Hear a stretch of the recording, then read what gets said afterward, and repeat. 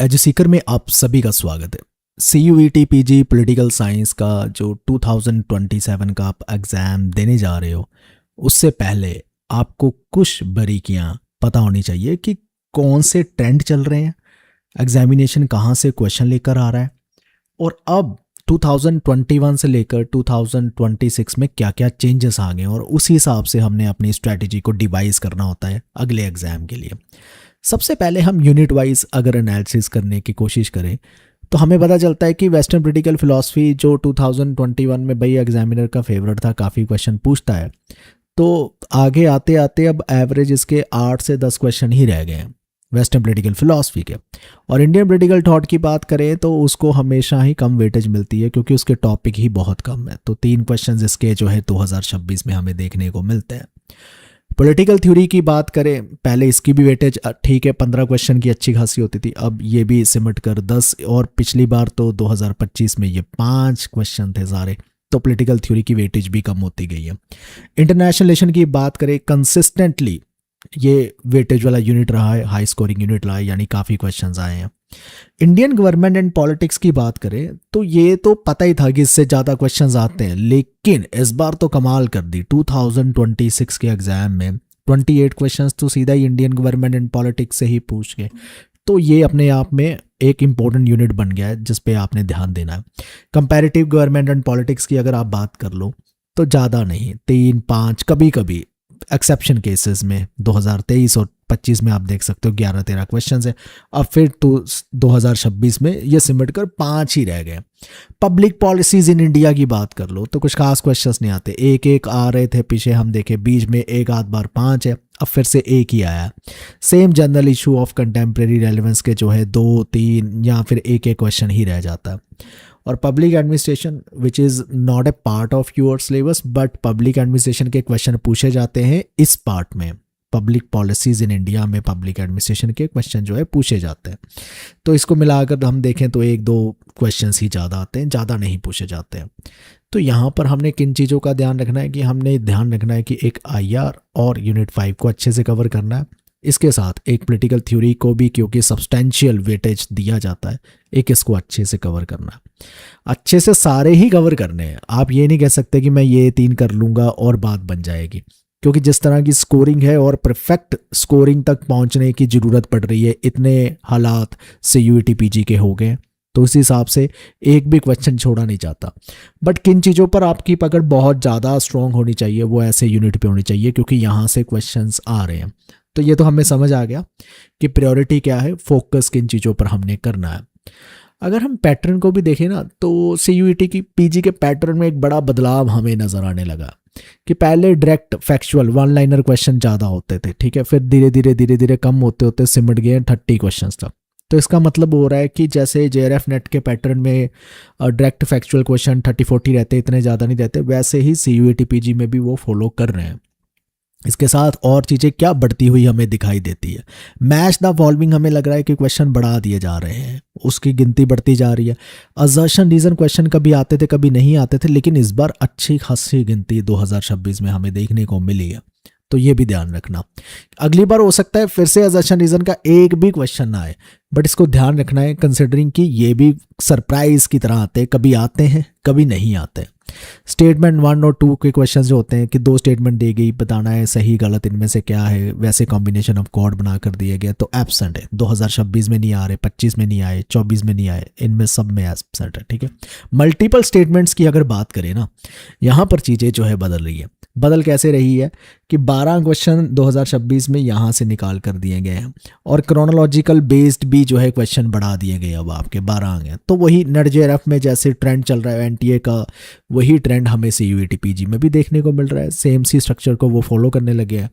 तो ये ट्रेंड्स को देखते हुए ध्यान रखना है कि हमने डायरेक्ट स्टेटमेंट फैक्चुअल वाले तो काम करना ही है, क्रोनोलॉजी को भी थोड़ा ध्यान में इस बार रख के जाना है। मल्टीपल स्टेटमेंट जो है उसको भी ध्यान रख के जाना है, इन ए वे कि मल्टीपल स्टेटमेंट्स में मल्टीपल ऑप्शंस आ जाती हैं, तो उनको थोड़े से लेंदी हो जाते हैं। जिन्होंने इसको अच्छे से प्रिपेयर नहीं किया, तुरंत आपने आंसर भी देना है, तो टाइम ख़राब करना जिसमें हो सकता है या मैनेज करने में दिक्कतें आ सकती है, वो मल्टीपल स्टेटमेंट में ही आ सकती है। असर्शन रीज़न जो है इस बार सरप्राइज है, अगली बार होगा या नहीं, बट यस हमने इन पे ध्यान रखना है। कि हमें नहीं पता अगली बार क्या हो सकता है। इनफैक्ट हम इससे पहले टॉपिक वाइज पे चलें तो कुछ चीज़ें मैं बताना चाहता हूँ। हमारा बैच 2027 का वो भी एक्टिव हो गया है, चल रहा है, ठीक है, प्रवेश द्वार जिसे हम कहते हैं CUET PG पॉलिटिकल साइंस के लिए। लिंक डिस्क्रिप्शन में है, जिसमें हर टॉपिक को हम कवर करेंगे, वीडियोस के थ्रू करेंगे, नोट्स हम प्रोवाइड कराएंगे और हर टॉपिक के PYQs देंगे। यूनिट खत्म होने के बाद हम आपको फैक्ट शीट्स भी देंगे, क्योंकि पेपर बहुत फैक्चुअल है, उस फैक्ट शीट से भी आपने चीज़ों पर काम करना है। और इसके साथ जो एनरोल करते हैं हमारे बैच में, इस बार साथ में ही उनको टेस्ट सीरीज मिल जाएगी। सिलेक्शन स्ट्राइक जो हमारी टेस्ट सीरीज है 2027 की, बैच के स्टूडेंट्स को साथ में मिल जाएगी। सबका शेड्यूल बन रखा है हमारे बैच का, वो आप हमारी वेबसाइट पे जाकर eduseeker.in पे भी दे सकते हैं, डिस्क्रिप्शन पे लिंक है, वहाँ क्लिक करके भी आप डिटेल्स में देख सकते हैं अगर आप इंटरेस्टेड एनरोल करने में। टॉपिक वाइज PYQ का अगर एनालिसिस हम करना चाहें तो उससे ये भी हमें पता चलता है कि ठीक है भाई कि वेस्टर्न पॉलिटिकल फिलॉसफी के क्वेश्चंस तो आ रहे हैं, लेकिन कहाँ से जो है पूछे जा रहे हैं और कहाँ से नहीं पूछे जा रहे हैं, और आउट ऑफ द सिलेबस भी क्या पूछे जा रहे हैं, ये भी एक सवाल खड़े होते हैं। तो ये जितने रेड हमने कर रखे हैं तो ये हमें पता चलता है कि ये पार्ट नहीं है सिलेबस का, बट स्टिल पूछे जा रहे हैं। बट अब आप कहोगे क्यों पूछे जा रहे हैं, इसका ना रीज़न होता है क्योंकि आपके वेस्टर्न पॉलिटिकल फिलॉसफी और पॉलिटिकल थ्योरी के टॉपिक्स बड़े ओवरलैप करते हैं। तो मान लीजिए बर्लिन का कोई आइडिया भी पूछ लिया, क्योंकि liberty is a part of your topic, तो बर्लिन लिबर्टी की बात करते हैं, वहाँ पर भी आ जाता है। तो सिमिलरली ग्रामशी जो है आप वेस्टर्न पॉलिटिकल फिलॉसफी में कंसिडर करना चाहते, और you can consider ग्रामशी in political theory, जहाँ पर वो अपने हेजेमनी के आइडिया को, सिविल सोसाइटी के आइडिया की बात करते हैं, कोई ना कोई रेफरेंस हमें वहाँ पर भी मिल जाती है।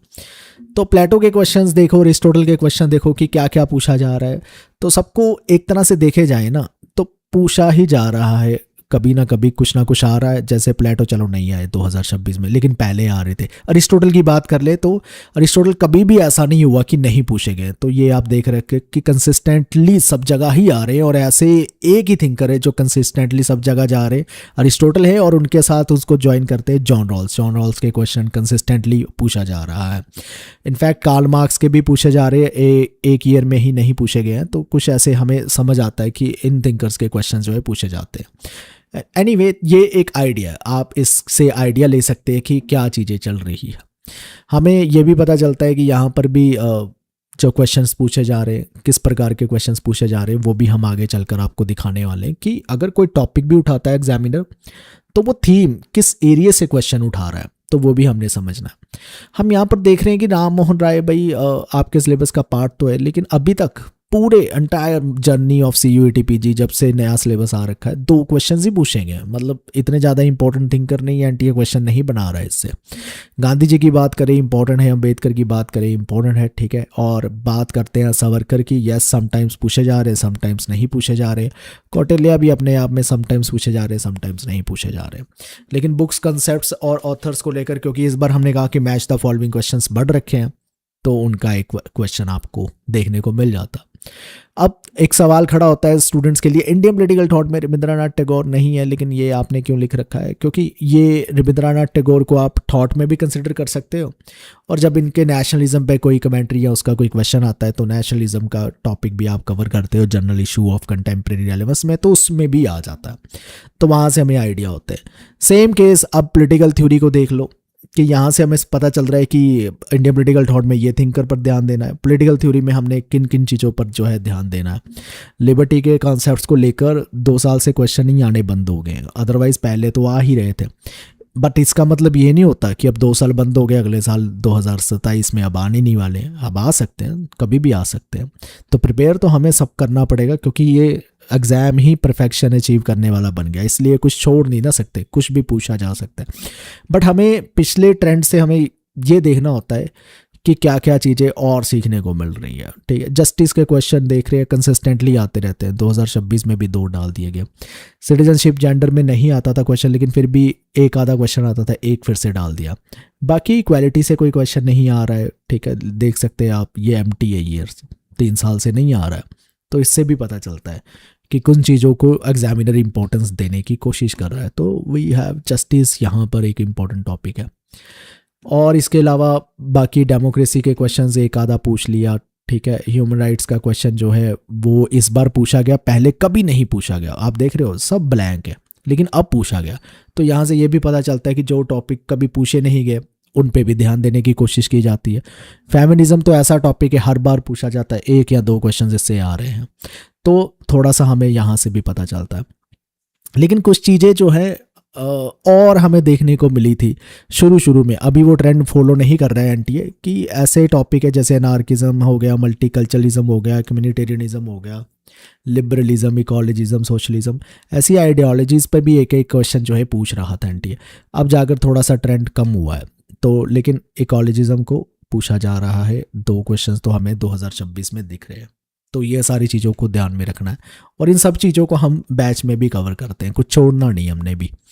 तो इनफैक्ट इंटरनेशनल रिलेशन पर देखा जाए तो भर भर के आप देख सकते हैं क्वेश्चंस जो है डाले जा रहे हैं, अलग अलग टॉपिक से डाले जा रहे हैं। रियलिज्म एग्जामिनर का फेवरेट टॉपिक होता था, तो अब 2026 में वो नहीं डाल रहे हैं, लेकिन 2025 तक तो बहुत क्वेश्चंस, मतलब एक ही टॉपिक से 3-3 क्वेश्चंस बन रहे थे, मतलब इतना फेवरेट टॉपिक था।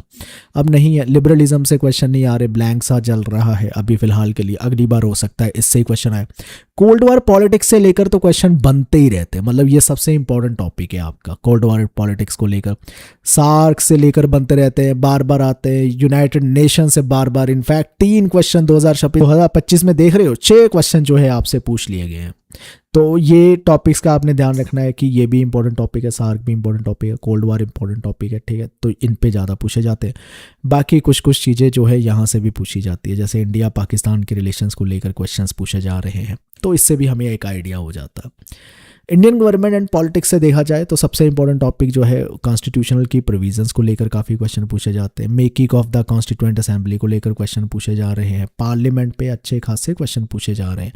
कैबिनेट पे जो क्वेश्चन नहीं आ रहे हैं, प्राइम मिनिस्टर पे भी एक आधा आ रहा है, और फंडामेंटल राइट्स पे लेकर भी लगातार क्वेश्चन जो है पूछे जाते हैं। तो यहाँ से हमें ट्रेंड दिख रहे हैं कि ये कुछ टॉपिक है जहाँ से बार बार क्वेश्चन जो है बनने की संभावना होती है।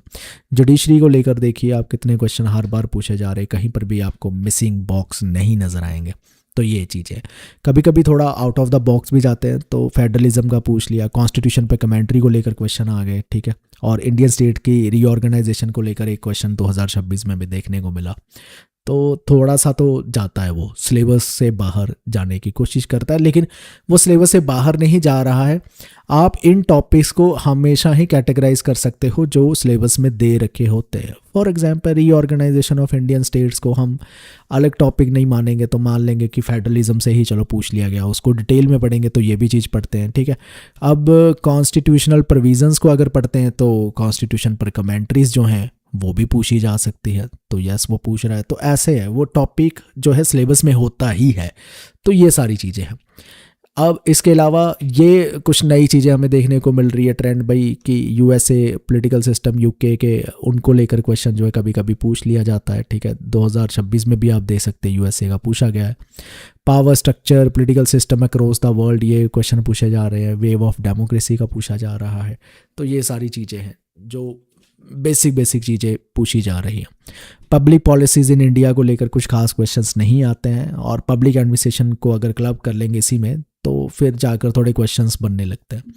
पब्लिक एडमिनिस्ट्रेशन बेसिकली आपके सिलेबस का पार्ट नहीं है, वो पब्लिक पॉलिसी में ही होता है। अलग करके हम यहाँ पर ज़रूर दिखा रखे हैं कि टेलर हो गया, मायो हो गया, इनके क्वेश्चंस आते हैं।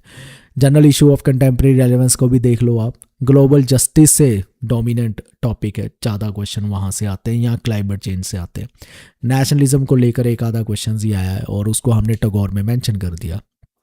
अब एरिया कौन कौन से, कहाँ से क्वेश्चन जो है पूछे जा रहे हैं। प्लेटो का अगर क्वेश्चन आता है, राइटिंग से उससे पूछ लिया जा रहा है, ठीक है। थ्योरी ऑफ स्पिरिट को हम देख रहे हैं, वो पूछा जा रहा है। और कंसेप्ट ऑफ वर्च्यू को लेकर क्वेश्चन आ रहे हैं। अरिस्टोटल की राइटिंग को लेकर क्वेश्चन आ रहे हैं। राइटिंग को लेकर ज़्यादा क्वेश्चन आ रहे हैं, ह्यूमन नेचर पर, जस्टिस पर, गवर्नमेंट की क्लासिफिकेशन पर, ठीक है, मैकियावेली के कोड पर, एब्सोल्यूट अथॉरिटी पर, हॉब्स के केस में भी उसकी राइटिंग्स को आ रहे हैं, लॉक के केस में भी उसकी राइटिंग्स को, हर जगह राइटिंग्स के लेकर क्वेश्चन जो जरूर पूछे जाते हैं। इनफैक्ट ह्यूमन नेचर भी पूछा गया है, हॉब्स के क्वेश्चन पूछे जाते हैं, कुछ कमेंट्स आ जाते हैं, लॉक के कोट आ जाते हैं। जनरल विल जो है उसका, रूजो का जो है वो पूछ लिया जाता है, पॉपुलर सोवरेनिटी का आइडिया, और उसके कोड पूछे जाते हैं। जे.एस. मिल की बात करें, उन पे किसी तरह का कमेंट पूछा गया, राइटिंग्स पूछी गई है, ठीक है। ऑन लिबर्टी का आइडिया दे रखा है। कार्ल मार्क्स की अगर बात करें, ये थोड़ी फॉर्मेटिंग ख़राब हो रखी है लेकिन मैं समझा देता हूँ। उनकी राइटिंग्स का डायलैक्टिक के लॉ का हिस्टोरिकल मटेरियलिज्म पर क्वेश्चन जो है पूछे गए। जॉन रॉल्स की बात करें, लाइफ स्केच को लेकर भी क्वेश्चन है, जस्टिस एज फेयरनेस को लेकर है, राइटिंग्स पे है, ग्रामशी की हेजेमनी पे है। तो ऐसे आप देख सकते हो। ये मैं आपको एक एक करके सब दिखा देता हूँ कि कैसे कैसे क्वेश्चन किन किन एरिया से क्या पूछे जाते हैं। तो ये काफ़ी यूज़फुल रहता है। तो बैच के स्टूडेंट्स को हम ये भी पीडीएफ जो है शेयर कर देंगे।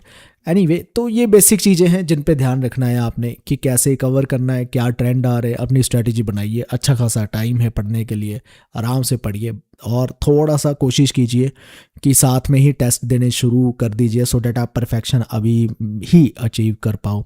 साथ में लर्निंग, क्योंकि हम भी ऐसे ही करते हैं बैच में, जैसे ही फर्स्ट यूनिट ख़त्म होता है तो फर्स्ट टेस्ट यूनिट वाइज मिल जाता है सो डैट आपको पता चले कि आप कितने पानी में हो और परफेक्शन के कितने नज़दीक हो और बाकी स्टूडेंट्स कहाँ पर टॉपर्स लाई कर रहे हैं, तो उन तक पहुँच पा रहे हो नहीं पहुँच पा रहे हो। तो ये सारी चीज़ों से एक इकोसिस्टम हम बिल्ड करते हैं और हम धीरे धीरे लगे रहते हैं हर चीज़ को कवर करने। आज हमने एनालिसिस आपके लिए कवर कर दिए, और भी चीज़ें आने वाले टाइम पर कवर करेंगे। इनफैक्ट एनालिसिस पेपर का 2026 का अच्छे से कवर करेंगे। इस वीडियो को देखने के लिए आपका बहुत बहुत धन्यवाद। Thank you.